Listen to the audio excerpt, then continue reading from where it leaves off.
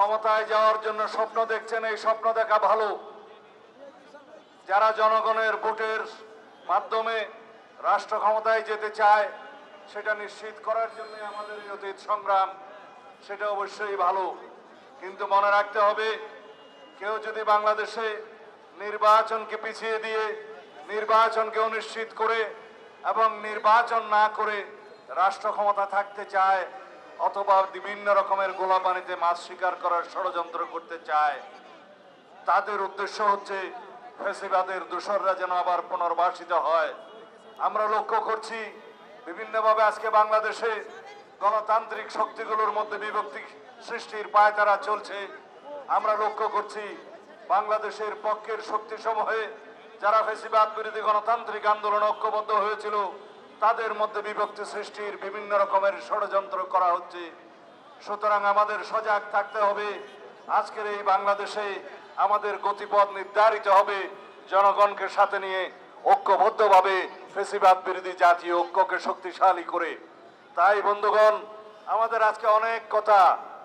এই জুলাই কেন আসলো, এই জুলাই আসতে কেন 17 বছর লাগলো, বাংলাদেশের স্বাধীনতা আসতে কেন 23 বছর লাগলো, স্বৈরাচার বিরোধী সামরিক স্বৈরাচার বিরোধী সংগ্রামের পরে 9 বছর পরে কেন গণ অভ্যুত্থান হলো, ছাত্র গণ অভ্যুত্থান হলো, এগুলো আমাদের হিসাব করতে হবে।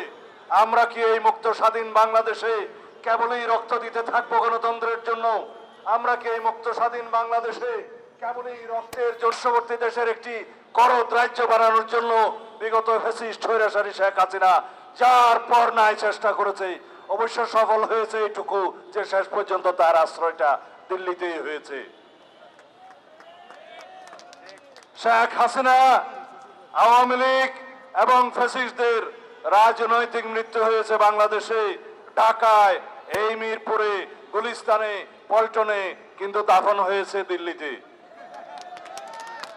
সুতরাং যারা শেখ হাসিনাকে, এই ফ্যাসিস্টকে বাংলাদেশের রাজনীতিতে আবার ফিরিয়ে নিয়ে আসার জন্য বিভিন্ন রকমের ষড়যন্ত্র এবং প্লট সৃষ্টি করছে, তাদেরকে আমরা চিহ্নিত করব।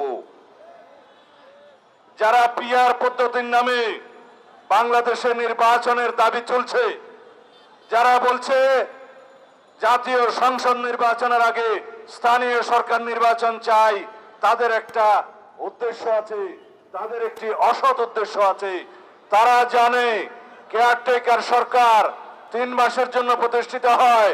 কেয়ারটেকার সরকার 3 মাসের মধ্যে একটি জাতীয় সংসদ নির্বাচনের জন্য সাংবিধানিকভাবে ম্যান্ডেট প্রাপ্ত হয়।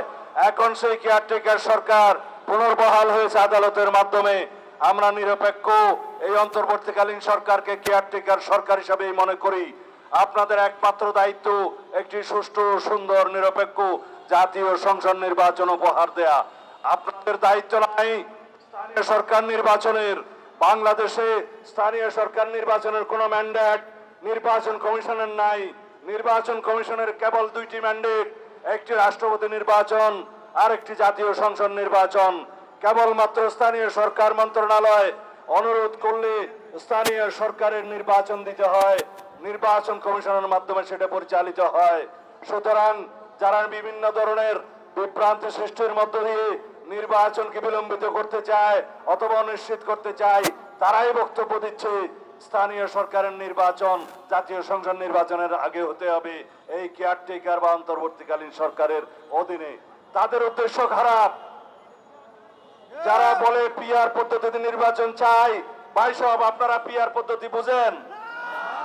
পিআর পদ্ধতি গায়ে দেয় নাকি খায়? বাংলাদেশের মানুষ বোঝে না। আমরা বুঝি এক এলাকায়, একটা সংসদীয় এলাকায় একজন নির্বাচিত হবে, জাতীয় সংসদের এমপি হবে, জনগণ তার সাথে যোগাযোগ রাখবে, জনগণের সাথে যোগাযোগ তার থাকবে, সেই এলাকার বিভিন্ন রকমের সমস্যা, আইন কানুন সম্পর্কে সে মাথা ঘামাবে। যদি আমরা পিআর পদ্ধতির নির্বাচন আমরা যেটুক বুঝি, যেটুক পড়েছি, তাতে দেখা যাবে ভোট দিলেন মিরপুরে আমিনুলকে, এমপি পাবেন সন্দীপের বাবুলকে। এই পদ্ধতির নির্বাচন বাংলাদেশের মানুষ চায়ও না, জানেও না। যারা হাত পাকা দিয়ে 16 বছর আওয়ামী লীগকে বাতাস করেছে, তারা নাকি কোথাও পিআর পদ্ধতি ছাড়া নির্বাচন চায় না। তাদের সাথে যুক্ত হয়েছে আরেকটি দল, যে এই দলটি সব সময় বিভ্রান্তিমূলক রাজনীতি বাংলাদেশে করেছে। এক সময় স্বাধীনতার বিরুদ্ধে গেছে, আরেক সময় জনগণের বিরুদ্ধে গেছে, আরেক সময় মানুষের সেন্টিমেন্টের বিরুদ্ধে গেছে। তারা রাজনীতি সব সময় বিভ্রান্তিমূলক রাজনীতি করে এইবার গোলা পানিতে মাছ শিকার করার চেষ্টা করছে। আমি নাম নেব না, আপনারা বুঝে নেন। বাংলাদেশের মানুষ সবই বোঝে। যারা আজকে সংস্কার কমিশনে গিয়ে আলোচনা করছে, খানাপিনা খাচ্ছে, সন্ধ্যাবেলায় চলে যাচ্ছে এবং কোনো সিদ্ধান্ত দিচ্ছে না, তারা কারা? তারা কেউ 13 দল, কেউ 14 দল, কেউ বিভিন্ন রকমের দল, যারা আওয়ামী লীগের সাথেও বিভিন্ন সময় সংযোগে ছিল। তাদের বক্তব্য শুনে যদি সংস্কার কমিশনে সিদ্ধান্ত নিতে হয়, জাতির জন্য দুর্ভাগ্য হবে। আমি বলছি না যে ওখানে সবাই আওয়ামী লীগের সাথে ছিল, কিন্তু কিছু কিছু দল ছিল যাদেরকে ওখানে আহ্বান করা হয়েছে। আমরা মানা করেছিলাম তাদের সাথে বসে কিভাবে সংস্কারের আলোচনা করব, কিন্তু সংখ্যায় অনেক। তাদেরকে নিয়ে তারা আলাপ করছে, খানাপিনা খাচ্ছে, কোনো সিদ্ধান্ত ছাড়া বেরিয়ে যাচ্ছে। এইভাবে আজকে জুলাই মাসের 28 তারিখ 18 তারিখ যদি জুলাইয়ের ভিতরে জুলাই সনদ অর্থাৎ জাতীয় সনদ প্রণীত না হয়, সেজন্য দায়ী থাকবে এই সংস্কার কমিশন, ঐক্য কমিশন এবং এই অন্তর্বর্তীকালীন সরকার। আমাদের উপরে দোষ চাপানোর চেষ্টা চলছে অবিরাম। বিএনপির কারণে নাকি সংস্কার হচ্ছে না, এক এক করে প্রতিদিন সাংবাদিক